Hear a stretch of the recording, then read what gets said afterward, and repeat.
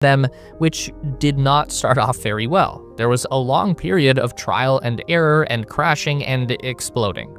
One of the biggest changes made to Starship during this era was the relocation of the secondary fuel tanks for the landing burn. They moved up from the bottom of the rocket and into the nose cone. If you look at that flip maneuver that the ship performs as it comes in for a landing, the bottom of the rocket swings around like a pendulum. You don't want your fuel down there, you want it up in the top where the ship remains relatively stable. The change worked great, but it does mean that the entire pointy bit is now off limits for the crew, so no more big window. Then SpaceX started flying the Starship all the way to space and coming back down again, which led to another big change in design. They had to make the rocket bigger. In 2025, SpaceX began flying the Starship V2. This is a little tricky because while it's bigger on the outside by about 2 meters, the new Starship is actually smaller on the inside, with about the same amount of height removed from the payload bay. What they did was actually extend the fuel tanks upward into the cargo area. This gives the Starship more propellant to work with, which is going to allow the ship to actually carry itself and a payload of 100 metric tons all the way to Earth orbit. So if we were traveling to Mars inside the Starship as we know it today, we'd have about 500 cubic meters of livable space.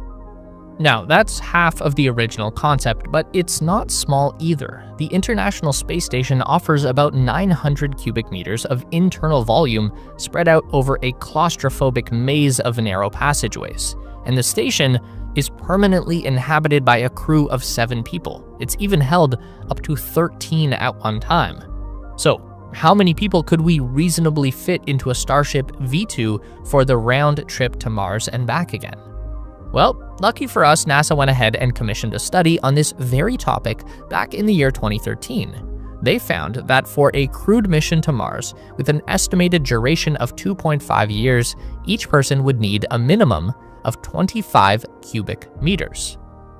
That is not personal space, that's just 25 cubic meters of general space per person, about the same volume as a shipping container. So according to that research, our Starship V2 could support up to 20 people maximum without significant risk of anyone going insane. But we also need to consider that crew space is not the same as cargo space. A Starship built for people is going to require floors, walls, and a center column with a ladder to move up and down.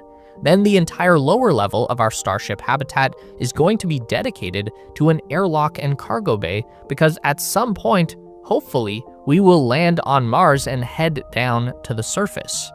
So with all of that considered, our 500 cubic meters is quickly shrinking into a claustrophobic nightmare. Now, you might be able to make it work with a crew of 6, but that's not how we're going to colonize Mars. And this is where Starship V3 comes in. The long Starship, taking it up to 69 meters tall. Starship V3 adds about 17 meters in length over V2, but that's also going to add a lot of weight. So the bigger rocket will need bigger fuel tanks, meaning we don't actually get all of that extra length back for habitable space. But what we do end up with is probably something a lot closer to that original Starship concept with about 1,000 cubic meters of internal volume. So SpaceX still got us there, it just required a bit of compromise